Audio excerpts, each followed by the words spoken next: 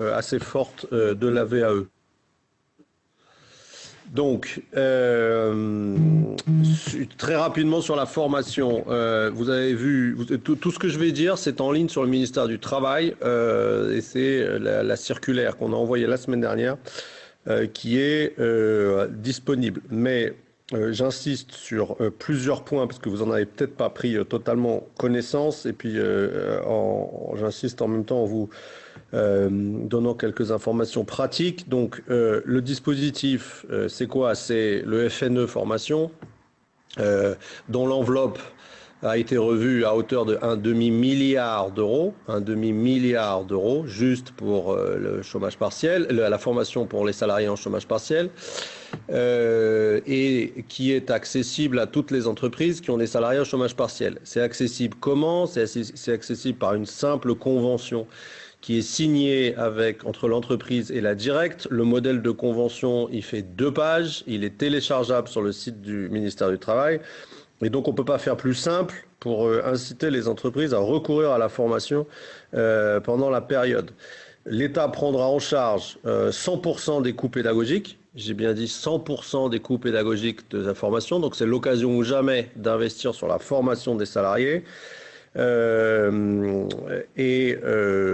une petite modalité, si les coûts pédagogiques sont inférieurs à 1500 euros par salarié, c'est automatique. Si c'est au-dessus de 1500 euros, la directe regardera, mènera une instruction plus détaillée, mais l'orientation qu'on a donnée au service déconcentré là-dessus, c'est vraiment d'accepter le plus largement possible les projets de formation des entreprises et d'avoir un regard bienveillant sur l'ensemble des projets de formation à partir du moment où ils ont évidemment un lien avec le business.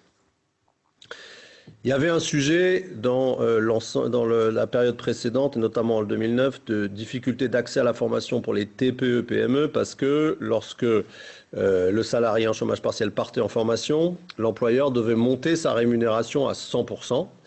Là, c'est plus le cas. C'est-à-dire que le salarié en chômage partiel, qu'il reste en chômage partiel ou qu'il parte en formation, la rémunération minimum légale est la même, c'est-à-dire 70% du brut, c'est-à-dire 84% du net. Donc ça aussi, ça devrait permettre le zéro reste à charge pour l'entreprise, plus la prise en charge à 100% des frais pédagogiques avec un budget d'un demi-milliard d'euros juste pour 2-3 mois pour financer la formation dans les entreprises qui ont des salariés en chômage partiel. Ça crée les conditions nécessaires à un recours, j'espère, massif à des entreprises à la formation pendant cette période de chômage partiel pour mieux préparer l'avenir et le rebond. Parce que vous le savez encore plus que moi, vous qui pratiquez les choses dans les entreprises en direct, les compétences, c'est la valeur numéro 1 des boîtes, plus que jamais à notre époque. Et ça sera la valeur numéro 1 des entreprises pour pouvoir rebondir. Et donc, l'État, on a créé les conditions uniques, on n'a jamais fait ça avant, pour vous inciter à former vos salariés pendant la période de chômage partiel. Vraiment, n'hésitez pas, et les consignes de bienveillance et d'accompagnement de la part des services des directs ont été données. Et donc, c'est l'occasion ou jamais d'investir sur la formation avec, encore une fois, un zéro reste à charge, parce qu'il y a zéro reste à charge sur le salaire et zéro reste à charge sur la formation. Donc, on ne peut pas faire plus pour aider les entreprises à investir sur la formation de leurs salariés. Ça, c'était sur la formation. Le deuxième sujet sur lequel je voulais faire un petit focus avec un message, c'est la VAE, parce qu'on a simplifié aussi les choses sur la VAE. Pour aller droit au but, c'était vous l'avez peut-être vu, c'était l'ordonnance du 30 mars. Ce qu'on a prévu, en fait, c'est que les opérateurs de compétences, les OPCO, et les CEPIR, les commissions paritaires interrégionales, peuvent financer un forfait VAE, en fait, qui permet de tout couvrir. C'est-à-dire, ça permet de couvrir les frais de positionnement du bénéficiaire, l'accompagnement à la constitution de recevabilité et de préparation du jury, et les frais afférents à ces jurys. Donc, c'est un forfait qui est contenu dans la limite de 3 000 €, mais qui permet en fait de simplifier drastiquement là aussi l'accès à la VAE, de la gérer administrativement et financièrement dans un seul dossier et par un seul financeur, et de financer notamment la phase de prépositionnement, qui est la phase critique pour ceux qui connaissent bien la VAE, mais vous aurez l'occasion d'en reparler dans les minutes qui viennent. Donc voilà, un forfait qui couvre l'ensemble du processus de VAE, qui permet de faire très simple et qui permet, combiné à la formation professionnelle, d'élever le niveau de compétence des salariés, de ceux qui sont le plus volontaires en tout cas pour le faire, avec à la clé, puisque c'est ça le but de la VAE aussi, une reconnaissance par un titre, par un diplôme, par une certification. Voilà, je ne serai pas plus long aujourd'hui parce que je veux m'en tenir au sujet qui a été ouvert par François et qui est l'objet de votre visio et de votre call aujourd'hui. Mais vraiment, j'insiste sur ce sujet. On n'a jamais fait autant pour permettre dans ce pays aux entreprises d'investir sur la formation. Zéro charge sur les salaires, zéro charge sur les frais pédagogiques.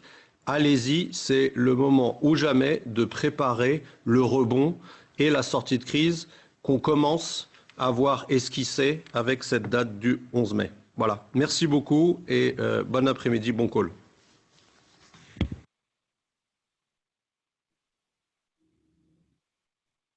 Antoine s'en va. Et Antoine, il y avait quelques questions pour vous, si vous avez encore 2 minutes ou pas du tout. Il est 2 minutes exactement, parce que mon prochain call est à 14h15 et il est 13, mais je vous en prie. Alors, il y a une question sur est-ce que la formation doit être organisée sur les jours travaillés ou les jours en chômage partiel? La réponse est plutôt oui, même si on peut examiner des demandes de dérogation si jamais ce n'était pas le cas, mais la réponse est d'une façon générale plutôt oui, et c'est logique d'ailleurs, parce que c'est le temps qui est chômé qui est utilisé à être formé. D'accord, très bien.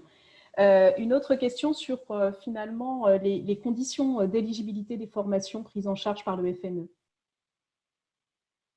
Alors, il n'y a pas de conditions d'éligibilité particulières, c'est-à-dire ça. Alors, ça peut pas être évidemment des formations qui sont des formations de toute façon obligatoires, mais sinon tous les types de formations sont en dehors des formations qui sont encore une fois obligatoires et donc à la charge mécanique de l'entreprise, mais sinon toutes les actions de ce qu'on appelle le plan de formation, tout type d'actions de formation sont éligibles au FNE.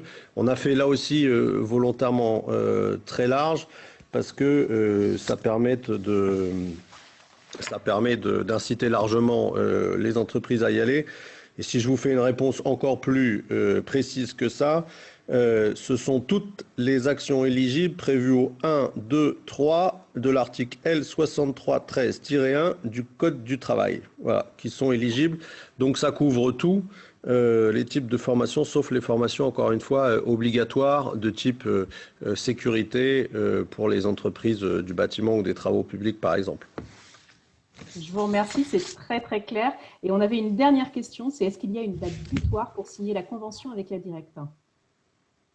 Non, il n'y a pas de date butoir pour signer la convention. En revanche, évidemment, le financement de la formation pendant l'activité partielle ne peut pas aller au-delà de la période d'activité partielle. Donc, si vous sortez de l'activité partielle le 15 juin, le financement de la formation ne peut pas aller au-delà du 15 juin. Donc, c'est pour ça que j'insiste un peu fortement et lourdement. C'est maintenant qu'il faut s'en occuper parce que heureusement, on va avoir un certain nombre de formations, d'entreprises qui vont peu à peu reprendre leur activité. Ça commence déjà, puis il y en aura sûrement plus après le 11 mai, et puis plus au mois de juin, etc. Et donc, c'est pour celles qui sont arrêtées aujourd'hui, c'est maintenant qu'il faut s'organiser en matière de formation. Et c'est pour ça qu'on a fait quelque chose d'ultra simple, une convention de 2 pages, 0 reste à charge sur les salaires, 0 reste à charge sur la formation. On peut pas faire plus, et l'ensemble des actions de formation éligibles. On peut pas faire plus simple. Ah, c'est à vous de jouer maintenant. Donc dites-moi Antoine, je remplis mon formulaire avec la Directe aujourd'hui. Ça veut dire que je peux mettre les personnes en formation à partir de quelle date? À partir de demain, si vous le faites aujourd'hui. Très bien. Merci beaucoup pour ces informations et pour votre participation. Je vais redonner la parole à Frédéric, Frédéric Plasson. Donc, Frédéric, tu es le directeur général des opérations d'ADECO.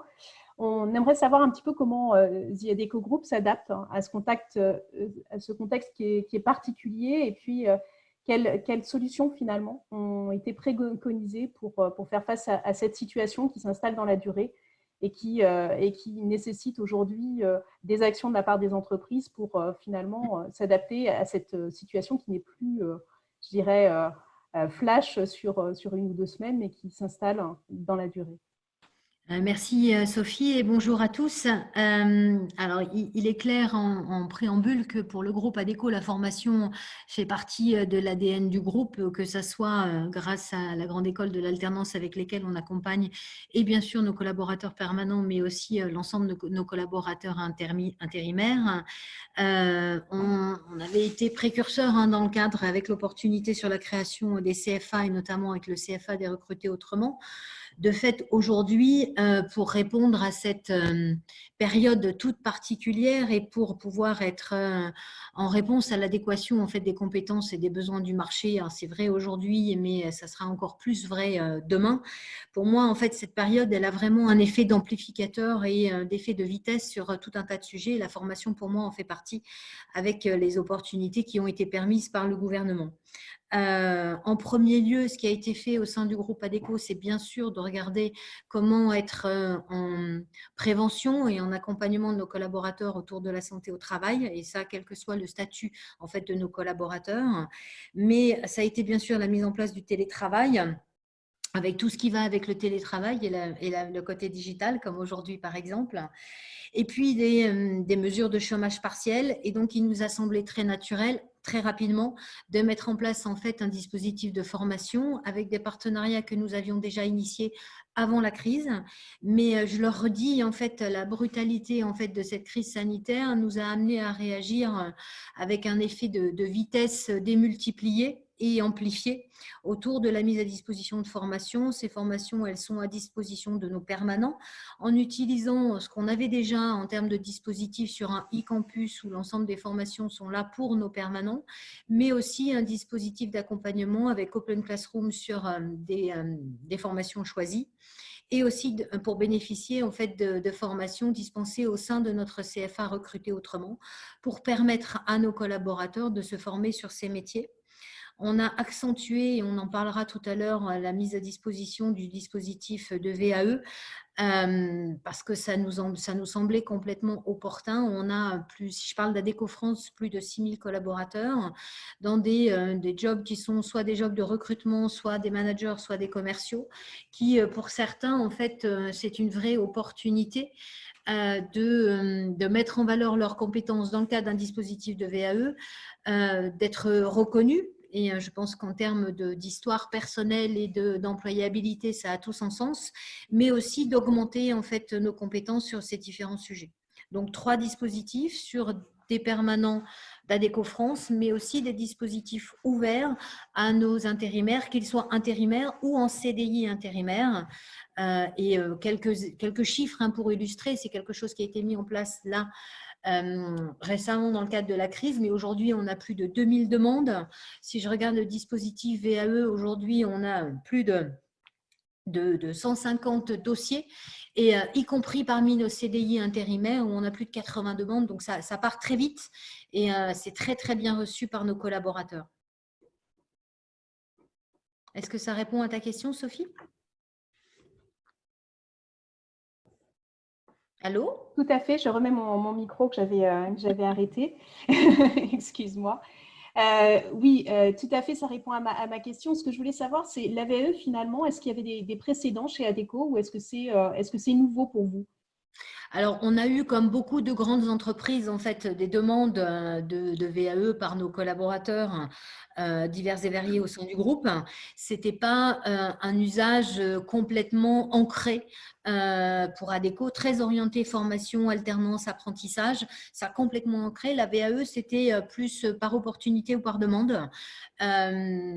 comme beaucoup de grandes entreprises, et si je me réfère à mon passé dans d'autres entreprises, c'est vrai que la VAE avait un aspect parfois un peu complexe, un peu lourd, un peu long, qui demandait un investissement de part et d'autre, hein, qui pouvait être perçu comme compliqué. Je pense que là, les dispositifs de simplification mettent en exergue un dispositif qui, de fait, va être une vraie révolution d'accompagnement, de création d'employabilité et de transversalité, puisque aujourd'hui, ça permettra aussi, dans un univers où on va, on le sait, changer de métier, non plus changer d'entreprise, mais changer de métier et changer de compétences plus régulièrement, pouvoir passer par ce dispositif, c'est une vraie… c'est quelque chose qui est relativement nouveau dans sa dynamique et dans le nombre de dossiers. En plus, ça va très très vite, hein, puisque tous les jours, on suit aujourd'hui le nombre d'inscrits sur ces dispositifs et tous les jours, ça monte vraiment beaucoup. Donc, en ça, c'est une vraie révolution. Merci. J'avais également une question parce que vous avez la particularité en tant qu'ADECO finalement de former vos permanents, vos salariés, mais aussi de former les intérimaires, les CDI intérimaires. Finalement, est-ce que c'est la même approche? Est-ce que c'est les mêmes services qui Alors, c'est la même stratégie. La stratégie de fond qui vise effectivement à développer l'employabilité, à développer la transversalité des compétences en fonction des différents postes, à développer aussi la reconnaissance de l'ensemble des compétences que nos collaborateurs, quel que soit leur statut, mettent à disposition de l'entreprise. C'est la même stratégie. Après, ce qui va être différent, c'est les moyens qu'on met à disposition et la typologie des formations qu'on met à disposition. Aujourd'hui, on est sur des formations digitales par la force des choses, mais du coup, je pense que ça, là aussi, ça a eu un effet très accélérateur sur ce qu'on était en capacité de faire auparavant. Mais après, c'est le contenu en fait, des formations qui vont être différents sur nos permanents. Tout à l'heure, quand je parlais de personnes qui sont sur des jobs de recrutement ou de manager ou de commerce, on va avoir là des typologies de formation qui vont répondre aux besoins de nos permanents. Et quand je suis sur des postes de CDI intérimaires, je vais avoir bien sûr des formations de type sur les métiers du digital, par exemple, mais je vais aussi avoir des formations de reconversion professionnelle, par exemple sur de la gestionnaire de paye ou d'autres. Et quand je suis sur des postes plus terrain, plus logistiques, je vais avoir un accompagnement à la montée du digital dans certains postes dits plus physiques sur lesquels je vais accompagner à la compréhension de ces nouveaux mondes. Donc, le contenu des formations, la stratégie est la même. Le contenu des formations mis à disposition va être différent. Alors, j'ai une question dans le fil de conversation. On me demande finalement comment est-ce que vous avez défini rapidement votre stratégie de VAE? Est-ce que c'était quelque chose qui était prévu avant le confinement finalement ou est-ce que vous avez lancé ça avec le confinement? Non, c'est quelque chose c'est quelque chose qui avait été anticipé. Parce qu'on a beaucoup de réflexions au sein du groupe ADECO autour de la formation, autour des compétences, autour des CFA. On accompagne certains de nos clients aussi dans la création de CFA. Donc, ça fait partie d'un univers global autour des compétences et la VAE en est une brique. Donc, nous avions anticipé en fait notre réflexion autour de la VAE et il se trouve que là, ça a eu un effet très accélérateur. Merci beaucoup. J'avais une question aussi. On a pour Yann Firmin et Ryu, tu travailles chez LHH Heltedia, tu es un grand spécialiste du sujet de la VAE collective. Tu positionnes la VAE collective comme étant un vrai atout pour pouvoir réussir finalement la mise en place d'une VAE. Est-ce que finalement aujourd'hui, avec ce rapport à distance, est-ce que le collectif a encore de l'intérêt? Oui, merci Sophie. Je pense qu'effectivement, plus que jamais, le collectif a de l'intérêt en cette période si particulière. Les simplifications opérées par le gouvernement et que rappelait Antoine Fouché tout à l'heure le montrent bien, puisque finalement, elles permettent d'engager des collectifs de travail dans la recherche d'une certification et surtout, et Frédéric Plasson l'expliquait à l'instant, viennent couper court aux deux jugements un peu arbitraires qu'on porte habituellement sur la VAE, à savoir que c'est complexe d'une part et que c'est long d'autre part. Or là, démonstration est faite que d'une part, ça peut être mené de façon rapide, puisque l'exemple d'ADECO montre qu'en organisant un projet ramassé dans le temps à partir du moment où on associe un collectif de travail, eh bien, on peut emmener en un temps relativement rapide des salariés à la certification. Et cet exemple-là pourrait être corroboré par de nombreux autres exemples, comment dirais-je, que nous menons depuis des années et qui montrent que sur une grande partie des certifications accessibles, entre 1 mois et demi à 3 mois de temps, on amène des collectifs de travail depuis leur demande de recevabilité administrative jusqu'au passage devant le jury professionnel. Donc ça, c'est une vraie réalité. Le temps, démonstration est faite qu'on peut lui faire pièce. Et puis après, la complexité, là encore, c'est souvent une façon assez pudique de cacher une méconnaissance de ce qu'est la VAE, puisque là encore, lorsqu'on organise véritablement des collectifs de travail, en choisissant des certifications qui sont bien appropriées, en regroupant les gens collectivement pour les accompagner, eh bien, on arrive à obtenir des résultats qui sont extrêmement signifiants et qui généralement dépassent les 90 à 95% de réussite aux certifications visées. Donc, une fois encore, je crois que la situation dans laquelle nous nous trouvons va fonctionner comme un véritable accélérateur de particules. Et quelque part, sans présager des résultats, ce que nous disait Frédéric Plassans à l'instant en témoigne, puisqu'on voit que dans le dispositif lancé par The Adecco Group, on a déjà en quelques jours 150 personnes, et nous l'espérons plus, qui sont entrées dans cette démarche. Ça montre donc que lorsque c'est bien communiqué, bien annoncé, et que derrière, on prévoit un véritable dispositif d'accompagnement, on peut, avec cet outil, obtenir de réels succès et mettre en adéquation l'expérience des salariés avec le niveau de qualification attendu, ce qui, dans notre beau pays, reste malgré tout un accessite très utile pour pouvoir développer son employabilité et voyager dans le monde de l'entreprise. Merci Anne. Frédéric, on a parlé tout à l'heure des CDI intérimaires. Au cœur du sujet du CDI intérimaire, il y a le sujet de la polyvalence finalement, ce sujet de la VAE, ce sujet de la formation. C'est aussi, ça fait partie de l'ADN de la façon dont c'est mis en place ces CDI intérimaires.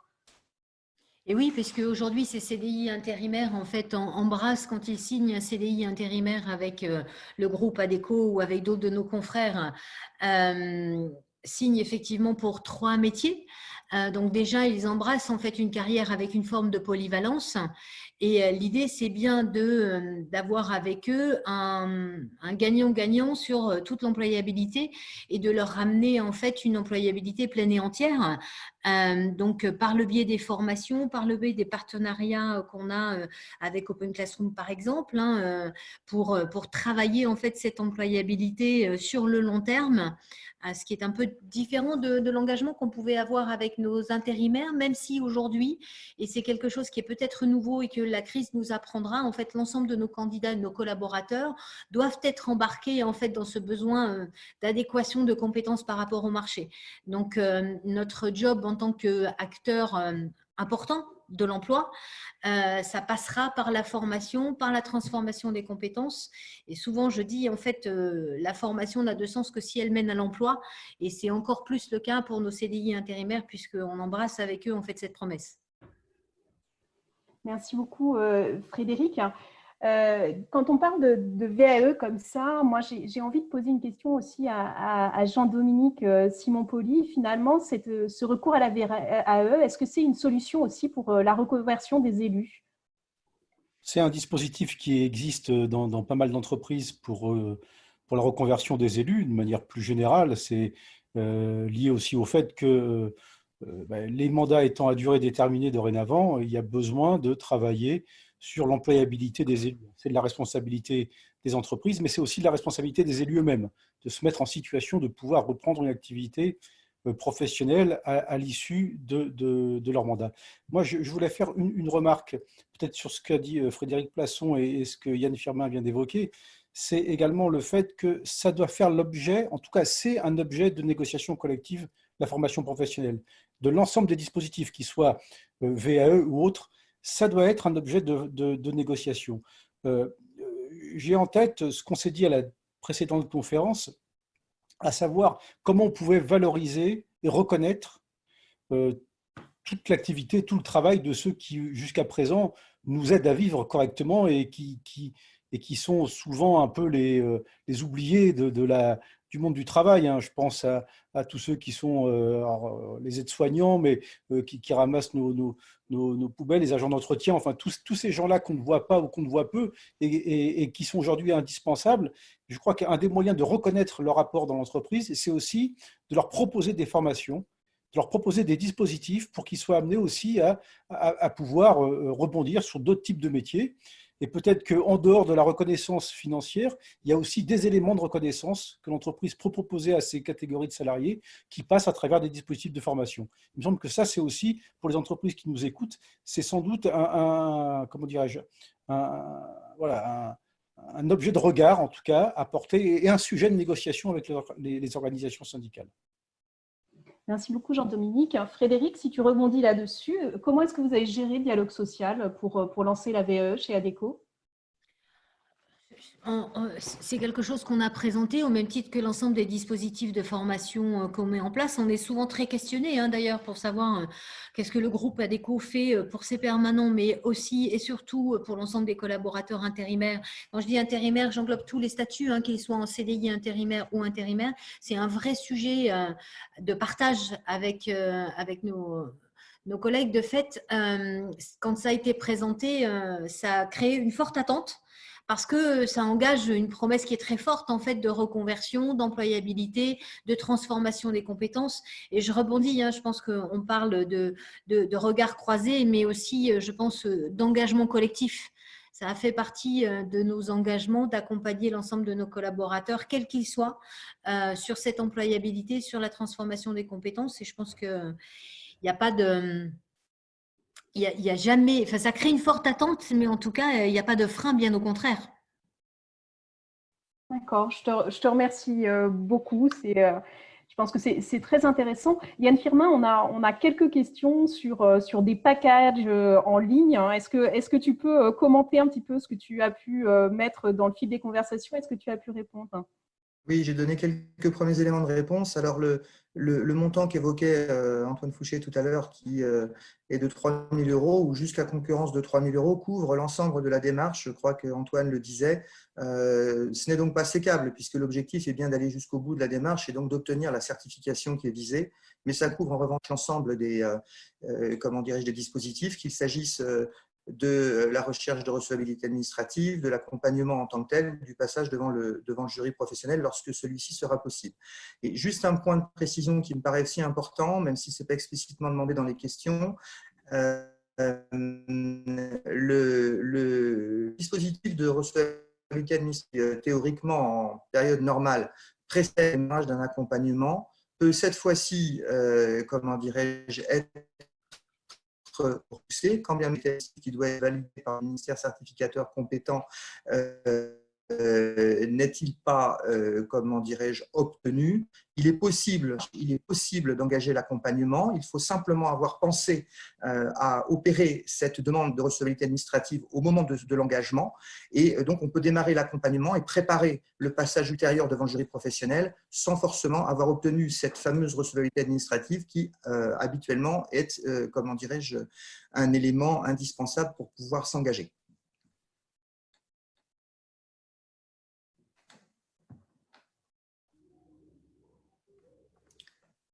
Sophie, tu as coupé ton micro. Excusez-moi. Je proposais de continuer notre table ronde avec l'intervention de David Rivoire. David, tu es le fondateur des Deux Rives, qui est un cabinet qui a fondé son développement sur la promotion de la VAE. Est-ce que tu peux nous dire en quelques mots ce que c'est que la VAE, qu'est-ce qu'elle permet, comment est-ce que ça se passe très concrètement et qu'est-ce que ça permet finalement aux salariés des entreprises qui ont recours? Oui, bonjour à tous, merci de votre accueil. Oui, alors simplement la VAE, c'est un dispositif qui a été créé par une loi qui était la loi de modernisation sociale en 2002 en France, donc elle a fêté ses 18 ans début d'année, et c'est quelque chose qui permet de transformer son expérience en diplôme. Et il y a un petit peu une exception française en fait, parce qu'une fois qu'on a dit ça, la question c'est comment on transforme son expérience en diplôme, puisque justement c'est pas un dispositif de formation classique qui consisterait à suivre des cours, une formation, passer un examen. Mais donc la loi a inventé un mode d'évaluation qui est propre à la VAE et qui consiste à faire un récit de vie professionnelle dans lequel on doit faire la démonstration qu'on a acquis par soi-même et par le terrain ses compétences. Et l'exception française fait qu'on peut obtenir le diplôme en totalité par la VAE. Ce n'est pas un bout de diplôme, on peut dans l'absolu obtenir n'importe quel diplôme par la VAE. Et il n'est pas fait mention dessus qu'il a été obtenu par le travail. C'était quelque chose qui était nécessaire pour qu'on lui confère toute la valeur et que ce soit le même diplôme que si on l'avait obtenu en formation. Alors, je voudrais revenir un petit peu sur le mode d'évaluation dont je parlais parce qu'effectivement, on a prononcé le mot de complexité. Et c'est vrai que quand on parle de VAE, c'est un peu le mot qui vient parfois systématiquement après, qui n'est pas qu'une idée reçue. C'est vrai que ce n'est pas toujours simple comme dispositif. Mais en tout cas, la bonne nouvelle, et puis ça sera une partie de la réponse à la question qu'est-ce que ça procure aux gens qui s'engagent là-dedans, c'est que finalement, un des obstacles, au-delà des obstacles administratifs, c'est l'obstacle de fait de prendre cette fameuse plume et de réussir à exprimer avec des mots sa carrière. C'est un petit obstacle, mais positif et du dispositif VAE à la française, c'est qu'en fait, très paradoxalement, à travers l'analyse réflexive que l'on réalise dans cette démarche, en fait, c'est un mécanisme de montée en compétence qui s'opère. C'est-à-dire, en fait, on est en train de certifier ce qu'on sait faire, mais vu qu'on va le rechallenger au regard d'une analyse réflexive, il y a un mécanisme de montée en compétence qui s'opère, qui va même jusqu'à un regain d'estime de soi, un regain de confiance. Et moi, j'ai même un petit peu plus loin aujourd'hui, le constat qu'on fait nous en tant que professionnels, c'est l'acquisition d'une certaine forme d'agilité. Et je pense que quand on est à l'heure où on remet un peu en cause l'ultra-segmentation des tâches, où on demande à nos collaborateurs d'être de plus en plus agiles, de regarder à 360 degrés au-delà de la tâche qu'on leur demande d'occuper, je pense que la VAE est un super outil. Quand on arrive à surmonter cette petite complexité, c'est ça le gros avantage de la VAE. Évidemment, une fois qu'on a dit ça, on voit immédiatement l'avantage que ça peut avoir pour les entreprises et les employeurs. C'est un outil de reconnaissance et c'est ce fameux outil qui va vous permettre, au-delà de… vous savez, la formation, parfois on sort avec une attestation comme quoi on a suivi 1 ou 2 jours de formation. Ça ne parle pas de la mise en œuvre de la compétence qui a été dispensée. Je pense que la VAE est quelque chose d'extrêmement concret là-dessus. Et les entreprises ont besoin d'avoir des salariés agiles, compétents, qui regardent, qui évoluent. La VAE est un super outil pour ça. On peut même aller plus loin, on peut en faire un outil de formation quand on va hybrider VAE et formation. Alors, je ne vais pas m'étaler là-dessus aujourd'hui, ça pourra faire l'objet d'une autre conférence parce qu'on pourra en parler très longuement. Mais c'est un outil très complet. Et puis, pour finir sur la définition de la VAE, quand même rappeler qu'il n'y a qu'une seule condition pour rentrer dans le dispositif, 1 an d'expérience, qu'il y a 15 000 diplômes accessibles à peu près en France et qu'on peut avoir 3 grands types de validation. Total, on obtient un diplôme. Partiel, on obtient un bout de diplôme et il faut aller compléter. Et puis validation nulle, mais validation nulle, ce sont des accidents en général. Merci beaucoup, David. Tu as récemment été sollicité par The Adecco Group et par LHH pour monter un projet qui est expérimental et qui soit adapté à la crise du Covid-19. Est-ce que tu peux nous en parler? Oui, je peux vous en parler, parce qu'on en parle beaucoup depuis 15 jours. D'abord vous dire que dans le secteur de l'accompagnement VAE, l'accompagnement à distance, ça fait 10 ans qu'on en fait par nécessité. Donc, en fait, le switch organisationnel a été assez rapide. En revanche, il a quand même fallu qu'on travaille à l'adaptation d'un dispositif à la situation exceptionnelle qu'on est tous en train de vivre. Et donc, l'idée de base, en fait, c'était de dire finalement, on a des gens qui sont coincés chez eux, on est en train de tous le vivre, certains ont du boulot, d'autres n'en ont plus. Donc, comment on peut utiliser ce temps facilement? Et en fait, il y a un facteur clé en VAE, c'est qu'il faut que la personne y passe du temps. Et justement, là, on se retrouve à une situation où la personne a du temps disponible, il faut lui donner les moyens qu'elle puisse l'utiliser. Pour ça, il fallait qu'on débloque plusieurs situations, celle qu'évoquait Yann Firmin tout à l'heure. Et heureusement qu'il y a eu l'ordonnance du gouvernement du 30 mars, parce que sinon, on n'aurait pas pu franchir les étapes suffisamment rapidement pour permettre d'optimiser le temps de confinement sur la VAE. Je pense notamment au dossier de recevabilité qu'évoquait Yann Firmin. Quand on attend 10 jours, 15 jours, 3 semaines, sur le temps du confinement, on est déjà en train de parler. Bon, alors, on ne savait pas, c'était aussi la grande inconnue du projet, combien de temps on allait tous être coincés chez nous. Mais 15 jours, c'était beaucoup trop. Donc, il fallait pouvoir passer ces étapes. Le deuxième point, c'était comment on allait pouvoir permettre aux personnes d'utiliser leur temps de manière efficiente sans perdre le bénéfice de la VAE, qui est l'aller-retour permanent entre ma réflexion, mon écrit, mon analyse, etc. Donc, il ne fallait pas non plus que ce soit tout soudain, qu'il puisse y avoir beaucoup d'échanges avec son consultant. On a répondu à ça de plusieurs manières. Le premier, c'est un coaching quotidien. Donc, alors quand on parle de formation, malgré le fait que le forfait soit maintenant autorisé, on parle encore beaucoup d'heures qui sont aggravées dans le marbre. Donc, Nous, on a dit c'est une demi-heure, 1 heure par jour, mais en réalité, c'est une adaptation quotidienne par rapport entre l'accompagnateur et le candidat. On y a ajouté la logique collective et je préciserai, parce que c'est aussi un mot qui a été prononcé, que quand on dit collectif, c'est un mot qui est très galvaudé en VAE. Ça peut désigner beaucoup de choses. En fait, ce qui est intéressant en VAE, c'est qu'on peut tout à fait faire un groupe de personnes qui passent des certifications différentes. Et ce qui va les rejoindre dans le collectif, c'est la méthode VAE, c'est l'engagement dans ce projet-là. Et du coup, on va optimiser leur motivation par cela.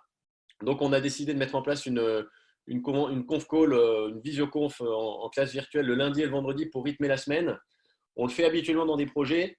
Là, on y a rajouté, au-delà de la méthode, au-delà du temps pédagogique qu'on passe dans ces confs, ce qu'on a appelé un petit billet d'humeur pour que tout le monde puisse aussi passer un peu de temps à parler de son quotidien, ce qui était aussi une manière, on trouvait assez sympa de refaire un peu de lien social et de s'aérer. Voilà. Et puis après, l'inconnu, c'était de… Alors maintenant, on sait, depuis hier soir, mais au début, on ne savait pas quand est-ce qu'on allait nous laisser sortir. Donc l'idée, c'était de pouvoir créer un dispositif qui n'allait pas s'arrêter d'un coup lorsque les gens allaient reprendre le travail. Et donc de pouvoir à la fois bénéficier de ce temps qu'on avait tous pour avancer au maximum, mais de pouvoir également continuer une fois qu'on allait reprendre le travail. Et donc, on est dans un système de vases communicants. En fait, on essaie de mener là, dans cette première phase, un sprint avec nos candidats pour en faire le plus possible. Et puis, on sait que derrière, il y aura un accompagnement qui continue dans le temps jusqu'à la préparation du jury, puisque la seule chose qu'on n'a pas réussi à condenser dans le temps, c'est évidemment le jury qui aura lieu dans les mois, les semaines d'après. Ceci étant dit, pour faire une parenthèse sur le jury, c'est pas très grave qu'il ait lieu que quelques semaines après, parce que quand on a fait les principales étapes de l'AVE qui conduisent jusqu'à un dossier, et donc ça veut dire qu'on a tout fait sauf le jury, on a tiré à peu près 90% des avantages du processus lui-même, et il n'y a plus d'abandon parce qu'il n'y a plus qu'à aller à son jury. Voilà, et puis peut-être que je finirai par exposer les prérequis qu'on a dû fixer du coup pour pouvoir entrer dans le dispositif, parce que l'idée c'est quand même que ça fonctionne, c'est pas d'emmener n'importe qui. C'était l'importance de ce diagnostic qui a été permis par l'ordonnance du 30 mars pour pouvoir répondre à n'importe quelle demande. N'importe quel salarié, permanent, intérimaire peut venir et il va avoir sa carrière auditée et on va lui trouver le diplôme qui correspond. Pour ça, les prérequis, c'était avoir au moins 3-4 heures par jour de disponible parce que c'était le minimum pour pouvoir avancer pendant le confinement. Avoir une chance raisonnable d'obtenir le diplôme en totalité parce qu'on n'a pas le temps dans ce temps très court de le compléter par un mécanisme de formation. Et puis également, et pour nous c'était un point très important, qu'ils s'engagent eux moralement à poursuivre leur dossier de VAE après le déconfinement. Merci David. J'ai une question complémentaire. Finalement, la VAE, ça s'adresse à qui ? Tu dis n'importe quel diplôme. Est-ce que c'est vraiment n'importe qui ? Est-ce qu'il y a des prérequis ? Est-ce qu'il y a certains métiers pour lesquels ça s'adapte moins ? Toi, quelle est déjà ton expérience, ce que tu vois, et puis finalement ce qui est possible et qui se fait peut-être pas tant que ça. La VE, ça s'adresse vraiment à tout le monde.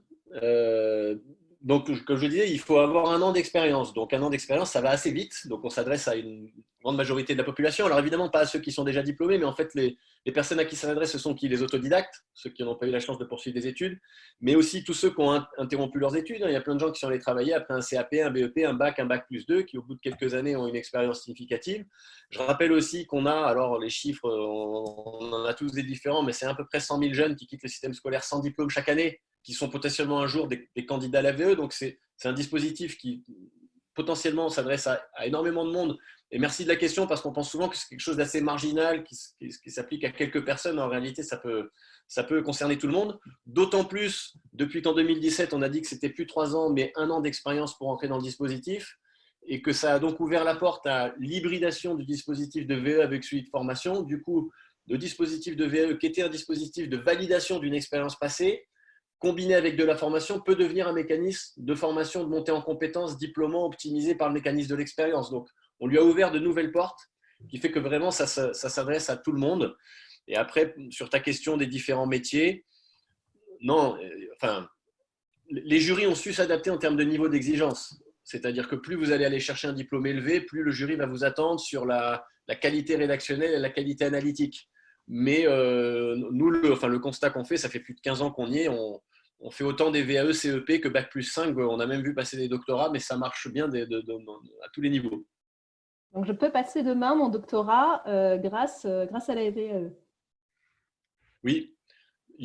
Comme je le disais, il n'y a qu'un an d'expérience. Ça veut dire que parfois, je suis désolé, je caricature, mais on en voit souvent. On peut tout à fait avoir arrêté l'école à 15 ans et passer à master en VAE. Ce qui va être prépondérant pour le rendre faisable, c'est le parcours. La clé de la VAE, c'est la valeur du parcours. D'accord, c'est très intéressant. J'ai une petite question. Comment faites-vous pour vérifier la solidité de la demande de VAE, outre les 1 an d'expérience?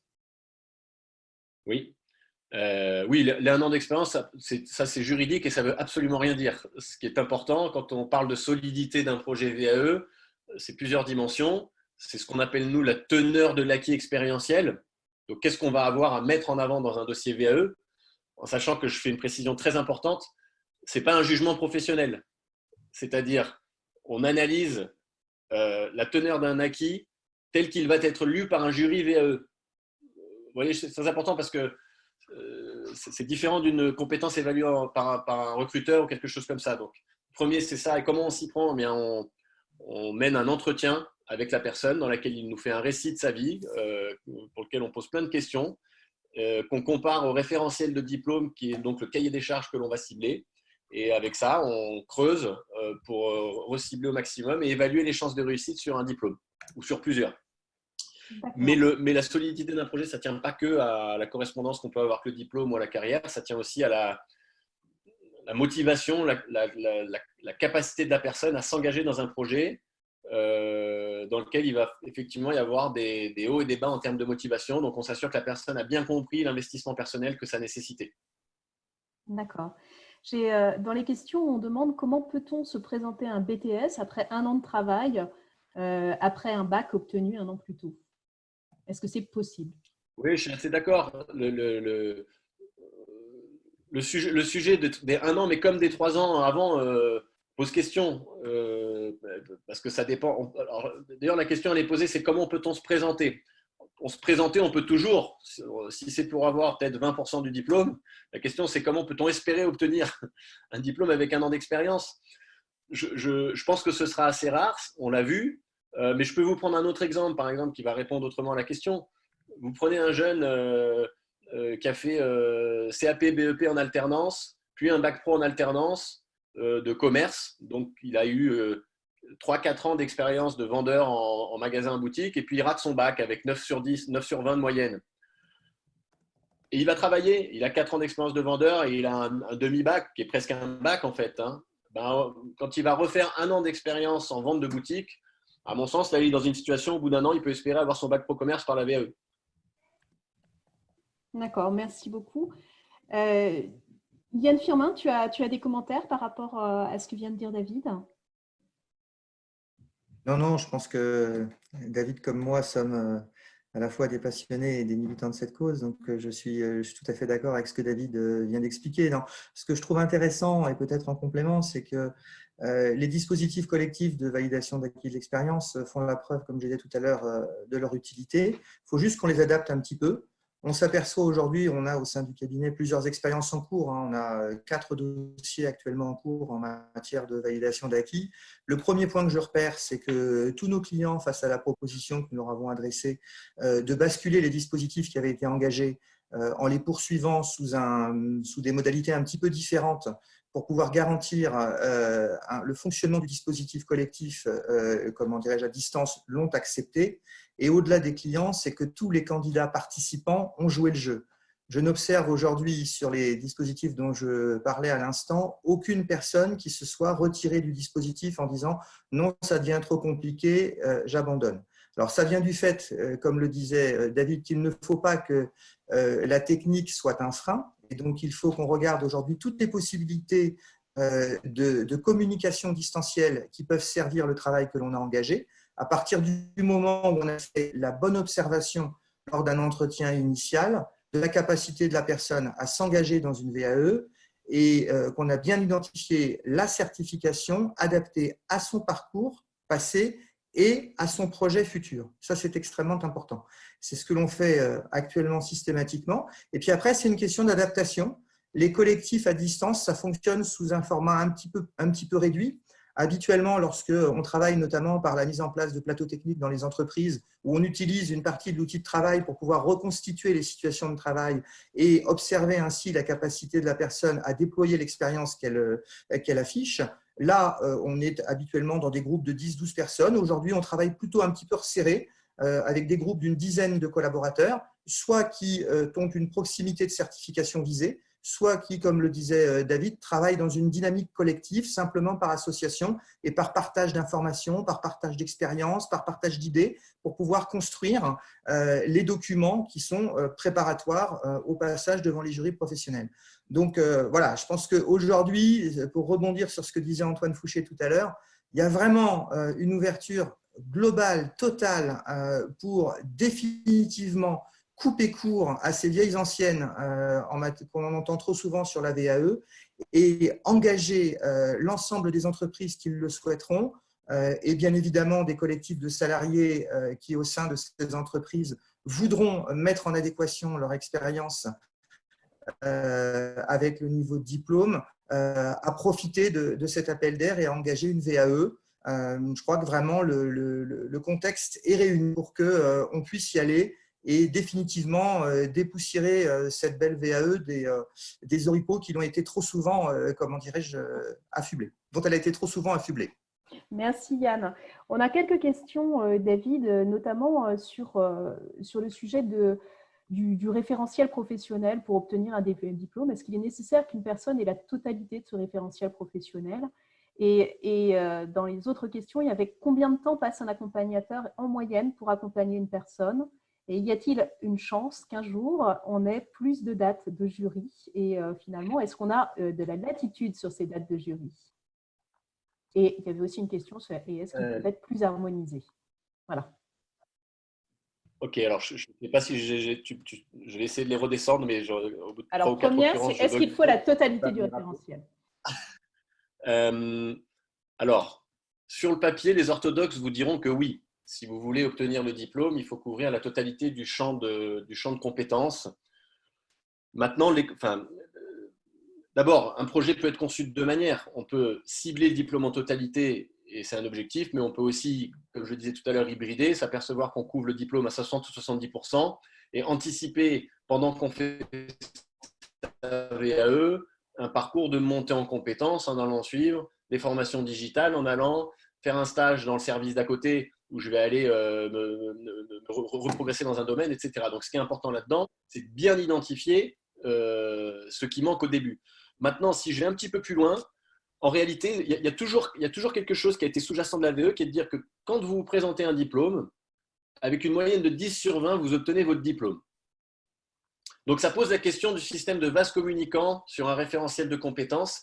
Et le constat qu'on fait, nous, en tant que pros de l'accompagnement, qui en ont beaucoup de gens en jury, c'est qu'en réalité, vous pouvez avoir un diplôme parfois quand vous ne couvrez pas complètement ou totalement le champ du diplôme, dès lors que vous avez réussi à démontrer que votre expérience vous a conduit à une posture professionnelle où en fait vous démontrez votre capacité d'auto-apprentissage en fait. Et donc évidemment que sur le papier il faut couvrir le champ, mais c'est pas si catégorique que ça. Il y a beaucoup de particularités. La question d'après, c'était quoi ? Le temps que passe un accompagnateur avec un futur certifié VAE. Oui, alors c'est extrêmement variable et merci la mise en place des forfaits parce que pendant des années, on a été obligé de faire des conventions avec un nombre d'heures figé. Et puis, vous savez que quand on dit VAE, il y a un chiffre de 24 heures qui a été inventé il y a quelques années au début, puis c'est resté dans l'inconscient collectif. Une VAE, c'est 24 heures. Bon, en réalité, la VAE, c'est quoi ? C'est du coaching individuel. Et vous aidez quelqu'un à faire son autobiographie professionnelle. Si je schématise, c'est ça. Donc, évidemment que le facteur de variation est extrêmement fort, mais si je prends toute la VAE, c'est-à-dire faire un diagnostic, trouver le bon diplôme, accompagner la personne à faire son dossier de recevabilité, l'accompagner dans ses démarches administratives, plus l'accompagner dans son écrit de dossier VAE et la préparation de son jury, on va dire que les VAE les plus rapides, pour nous, c'est 15-20 heures d'accompagnement, mais on en a eu largement à 60-70 heures quand il y a besoin. Et ça, vous en apercevez en faisant. Merci beaucoup. Et la dernière, c'était finalement, est-ce qu'on a de la latitude sur l'organisation des jurys et est-ce qu'ils sont harmonisés partout en France? Alors, la réponse est très simple. Non, c'est non et non, malheureusement non. C'est le gros sujet en VAE. Donc, vous savez qu'il y a plusieurs types de diplômes, hein. Selon le diplôme que vous passez, vous n'allez pas être face à la même organisation. Selon que vous passez un bac à l'éducation nationale, une licence en université, un titre pour le ministère du Travail, etc. Mais non, on n'a aucune latitude là-dessus. C'est très hétérogène comme fonctionnement et c'est un des sujets principaux de réflexion actuellement sur comment rendre plus de jurys disponibles parce que c'est vrai que c'est le principal point bloquant aujourd'hui, surtout dans certains domaines. Je te remercie beaucoup, David, pour ton intervention qui était très intéressante. J'aimerais qu'on puisse maintenant passer à l'intervention de Pierre, Pierre Dubuc qui est avec nous. Tu es le cofondateur et le CEO d'Open Classroom, qui est aujourd'hui très reconnu dans la formation professionnelle à distance. Est-ce que tu peux nous donner un petit peu rapidement la carte d'identité d'Open Classroom? Qu'est-ce que vous faites? Quelle est votre offre et comment est-ce que vous travaillez? Oui, bien sûr. Bonjour à tous et merci à toi pour l'introduction. Donc, je suis effectivement un des deux fondateurs d'Open Classrooms. Open Classrooms, c'est une entreprise à mission qui existe depuis 6 ans. Notre mission, c'est rendre l'éducation accessible et en particulier l'éducation professionnalisante, donc l'éducation qui aboutit à un job et aux compétences de demain. Donc, depuis 6 ans, en fait, on est devenu à la fois une école, un OF et un CFA. On forme sur une 50aine de métiers. Donc des parcours diplômants, des diplômes niveau Bac+2 à Bac+5, sur toutes les compétences, notamment en digital, tech et digital, mais aussi toutes les fonctions transverses qui sont impactées par le digital. Donc tech digital, ça va être le code, la data, l'intelligence artificielle, la cybersécurité, le marketing digital, l'agilité, ce genre de choses. Et puis les fonctions transverses, ça va être les ressources humaines, la pédagogie, les ventes commerciales, management, leadership, finance, communication, et aussi les compétences dites transverses et douces, soft skills, comportementales, ce genre de choses. Donc, on a un champ disciplinaire assez large. Ça existe en fait en français et en anglais.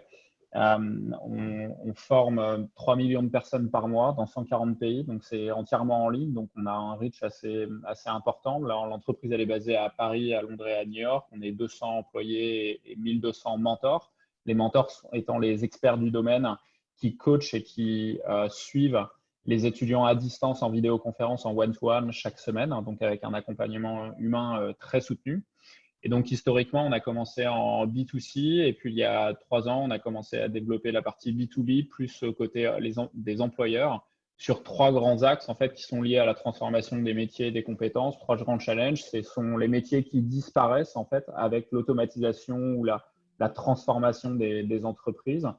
Les métiers qui changent dans le contenu et les compétences changent. Et enfin, les métiers qui sont nouveaux, qui apparaissent et qui sont en pénurie et qu'on a du mal à recruter. Donc, on a lancé des offres en fait de montée en compétences, de upskilling pour former et gagner en compétences sur les métiers qui changent. On a monté des offres de reskilling, de reconversion pour passer d'un job A à un job B.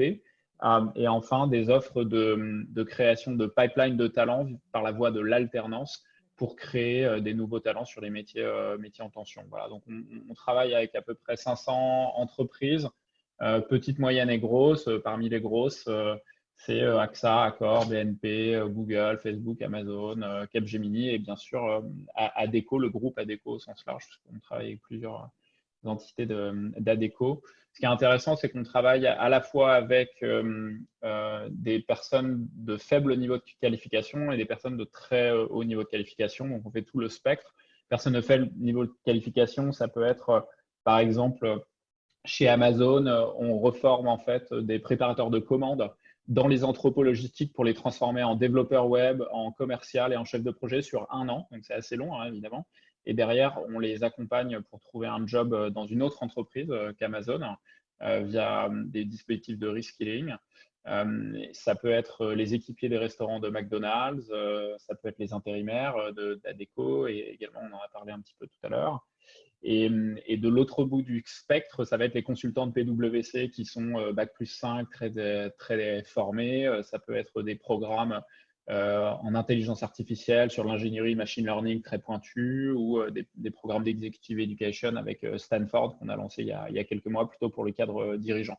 Voilà, c'est ça, en bref, l'identité et la photographie de Open Classrooms aujourd'hui. Merci beaucoup. Dis-moi, on voit, vous êtes spécialisé dans la formation à distance avec des modalités, je dirais, de tutorat aussi qui s'adossent finalement à ces formations à distance. Avec la situation de confinement, j'imagine que finalement, c'est plutôt positif sur le sujet de la formation à distance qui, de toute façon, était déjà assez ancrée et en tout cas assez développée chez pas mal d'entreprises.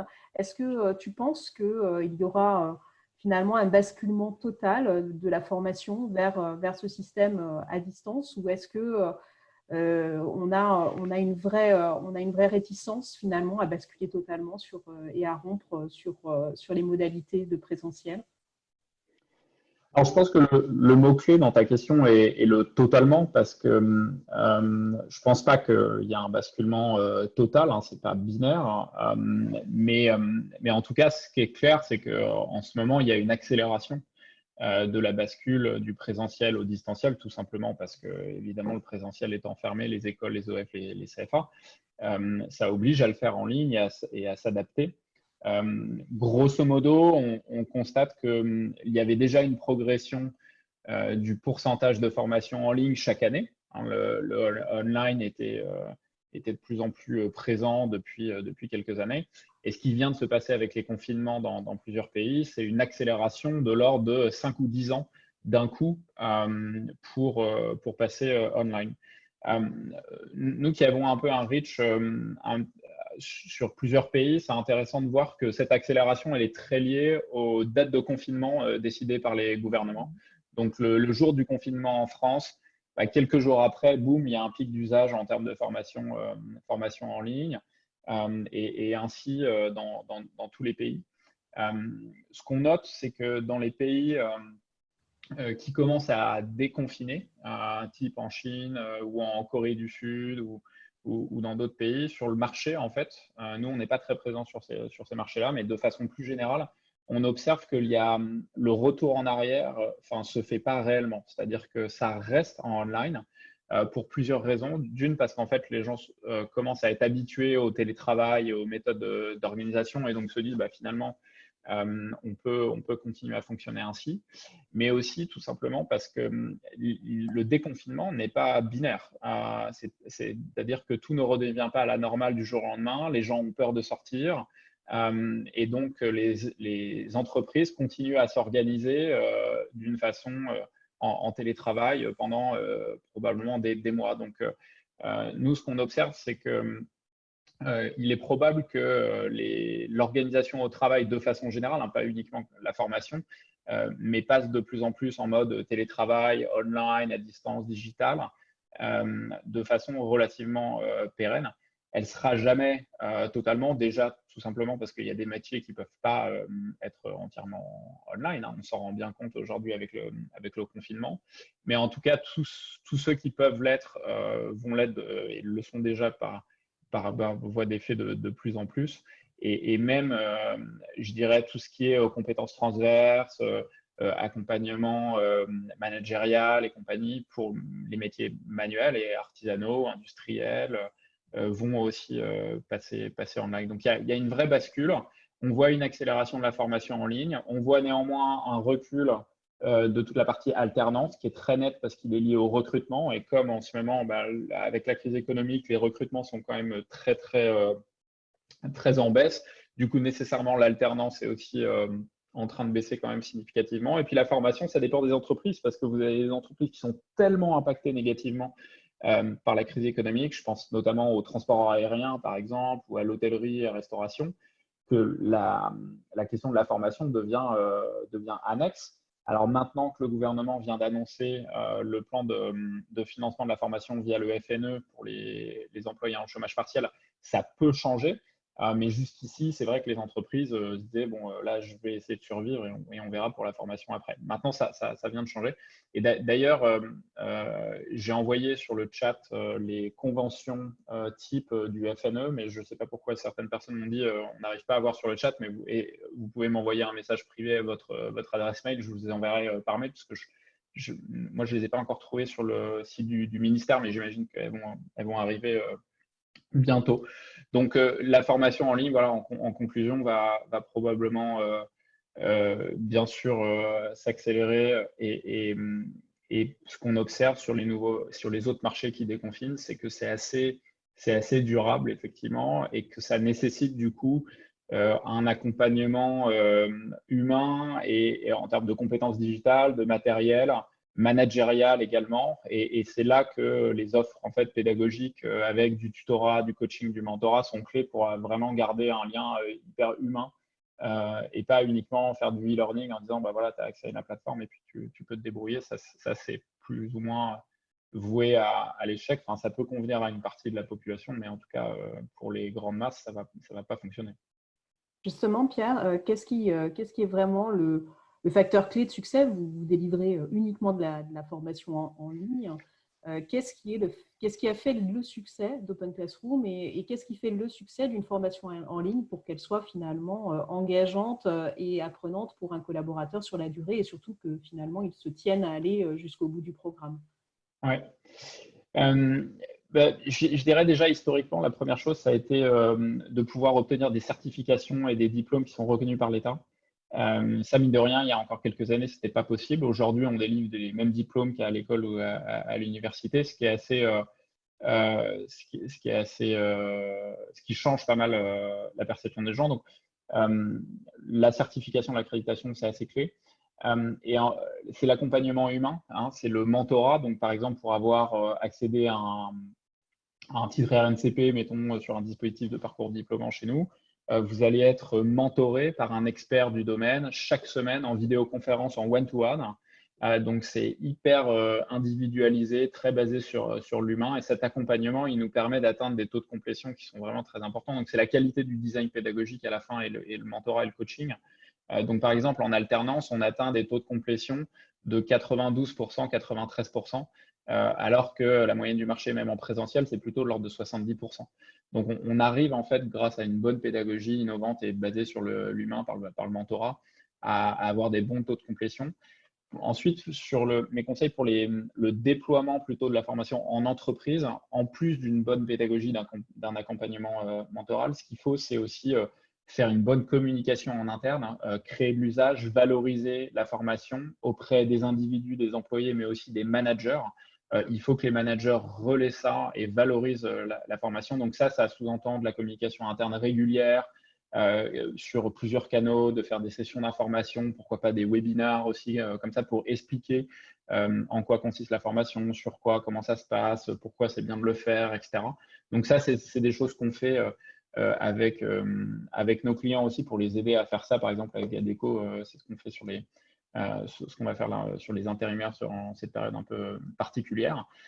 De façon plus générale, en ce moment, je pense qu'il faut aussi pas mal insister sur, bien sûr, la santé physique des individus, mais aussi la santé mentale, parce que c'est quand même une période de confinement, c'est quand même hyper anxiogène et stressant. Vous avez aussi beaucoup d'employés qui sont confinés dans des espaces très petits, des petits appartements avec des familles, des enfants dont il faut s'occuper parce que les écoles, les crèches sont fermées. Et faire ça en plus du télétravail ou de la formation à distance, il faut avoir conscience quand même que c'est quand même hyper challenge. Donc j'imagine qu'il y en a certains d'entre vous qui voient bien ce dont je veux parler. Et la formation, finalement, c'est pareil, hein, il faut pouvoir avoir un espace le plus calme possible, avoir de la connectivité Internet, ce genre de choses. Donc là aussi, il faut essayer d'apporter le soutien logistique, le matériel, les process, les outils, mais aussi vraiment moral et voire mental pour dire voilà, c'est une phase très anxiogène et on est là, le management est là pour accompagner ça. Et ça, c'est pour réussir à la fois le travail, mais aussi bien sûr la formation.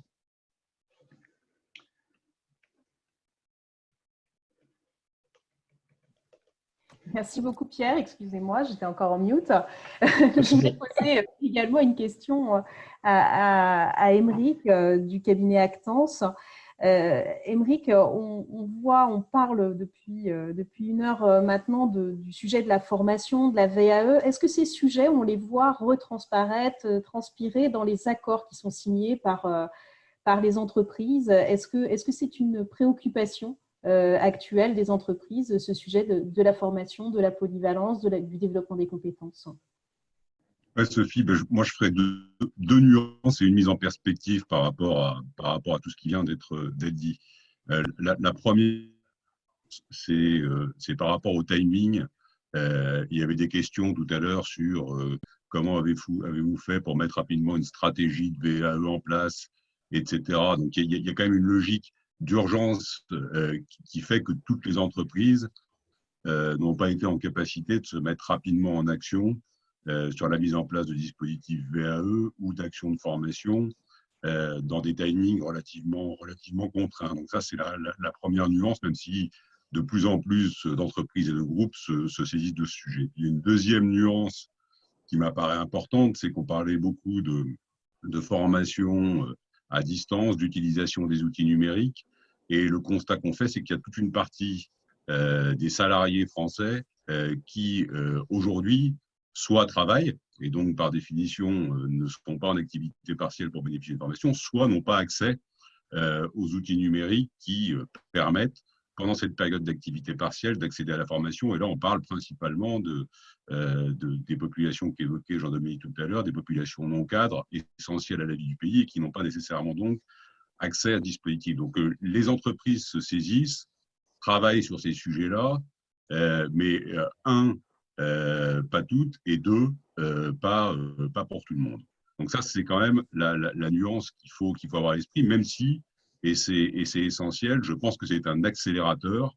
Tout ceci va être un accélérateur, notamment pour la VAE, qui était, disons-le assez clairement, pas nécessairement un outil qui était au cœur des dispositifs de formation des entreprises jusqu'à ce jour, et pour lesquels nos clients nous interrogent effectivement de plus en plus fréquemment.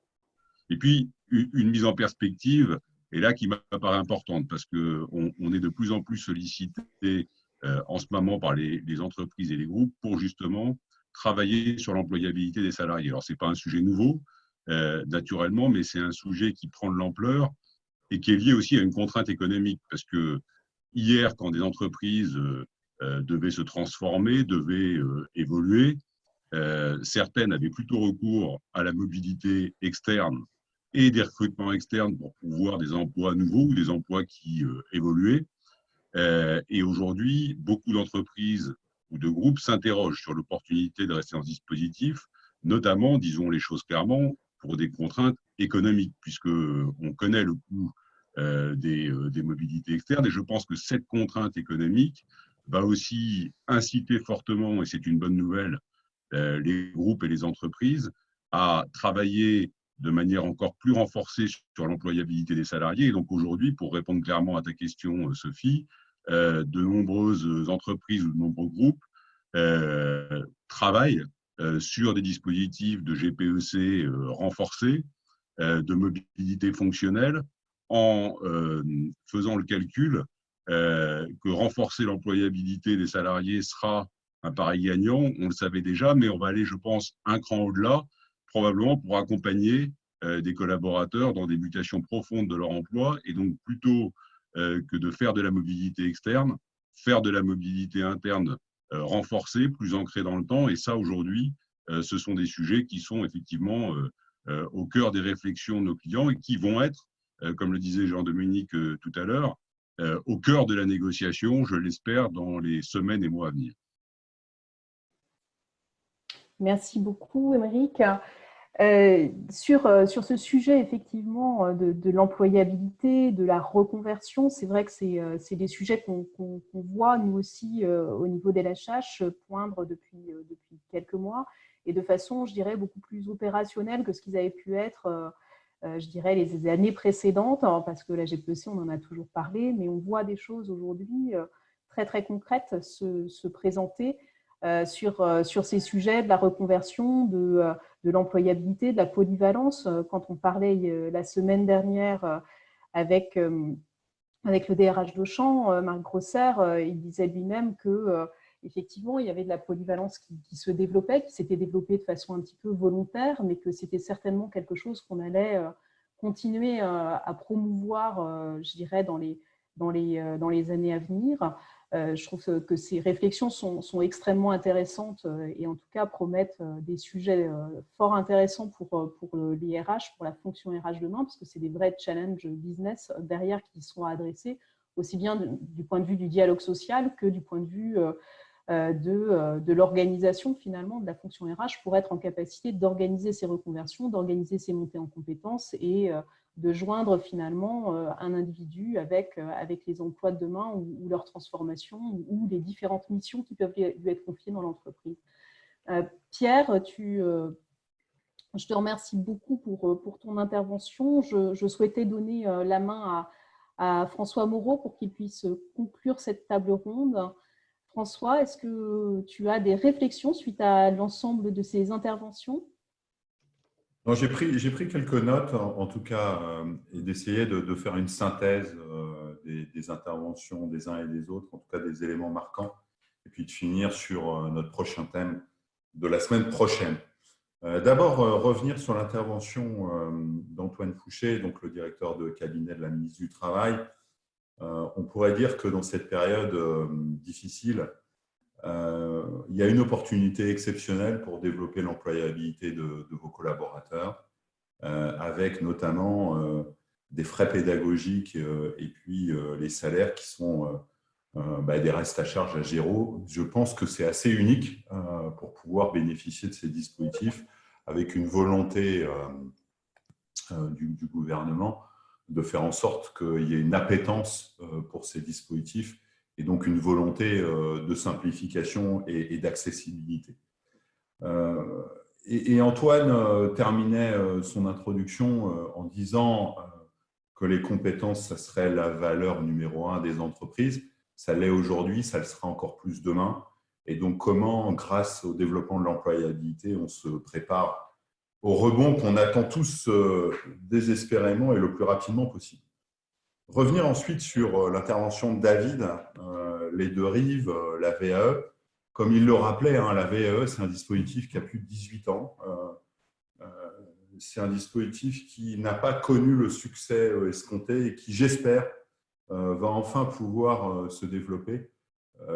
Un élément pour moi extrêmement important, c'est la fierté de voir les collaborateurs sortir avec un diplôme de CVAE. Il se trouve qu'au sein du cabinet, on accompagne plusieurs missions.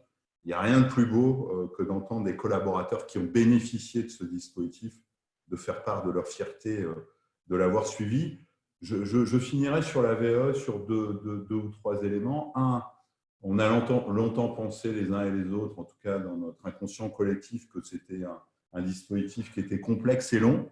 On voit aujourd'hui qu'il peut être rapide et simple et qu'il s'adresse à tout le monde. Sur l'intervention ensuite d'Open Classroom et de Pierre, je pense que c'est extrêmement important de se dire qu'il n'y a pas de fatalité dans la transformation des compétences. On a parlé de ces métiers qui vont disparaître, qui sont en train de disparaître, et peut-être que la crise va accélérer cette disparition. Des métiers qui changent radicalement, des métiers qui sont, pour le coup, eux, en tension, où on a du mal à recruter, et de faire en sorte que cette formation, et notamment cette formation en ligne, qui se doit d'être accessible à tous, même si Aymeric a bien souligné qu'il y avait encore dans ce pays des gens qui ne sont pas outillés, il va falloir les accompagner dans cet outillage. C'est fondamental, c'est-à-dire qu'on ne réussira ce rebond que si on accompagne l'ensemble de ces personnes, l'ensemble de ces salariés dont les métiers changent, dont les métiers disparaissent ou dont les métiers sont en forte tension. Et la conclusion, finalement, c'est Frédéric qui aurait dû la faire. Il se trouve qu'elle avait une contrainte à 15 heures, donc elle a introduit la table ronde, mais elle aurait dû la conclure. C'est un premier retour d'expérience, même si ADECO a mis ce dispositif en place il y a maintenant quelques jours. Je pense que c'est impressionnant de regarder les chiffres, c'est-à-dire que c'est bien de mettre en place des dispositifs. Ce qui est encore mieux, c'est quand ils répondent à une demande des salariés. Et quand on voit les chiffres, 2000 personnes qui sont entrées dans les dispositifs, on voit que ça répond à une vraie appétence des salariés. Voilà en quelques mots ce que je retiens de cet échange. Depuis maintenant 3 semaines, on essaie de couvrir des champs relativement larges. On a commencé par les mesures qui permettraient de pérenniser à la fois l'activité et les emplois des entreprises. On a intervenu la semaine dernière sur les activités qui doivent, parce qu'elles sont considérées comme essentielles, continuer à fonctionner. Aujourd'hui, l'employabilité des collaborateurs. Donc, le prochain thème qui venait assez naturellement, c'est le leadership en temps de crise. Donc, on vous retrouve avec plaisir le 21 avril à 14 h pour un nouveau Zoom avec le DG de la SNCF qui nous parlera des leaders en temps de crise, les premières décisions et puis ce qui fait la différence et surtout comment on peut préparer l'après. Et puis on aura l'occasion de vous parler des thèmes suivants dans les prochains jours. En tout cas, un grand merci pour votre participation. Un grand merci à tous les intervenants et à nos partenaires. Et puis un dernier souhait, c'est que vous restiez en pleine santé dans les prochains jours, dans les prochaines semaines, dans les prochains mois. Donc surtout, restez chez vous. À très bientôt. Merci beaucoup.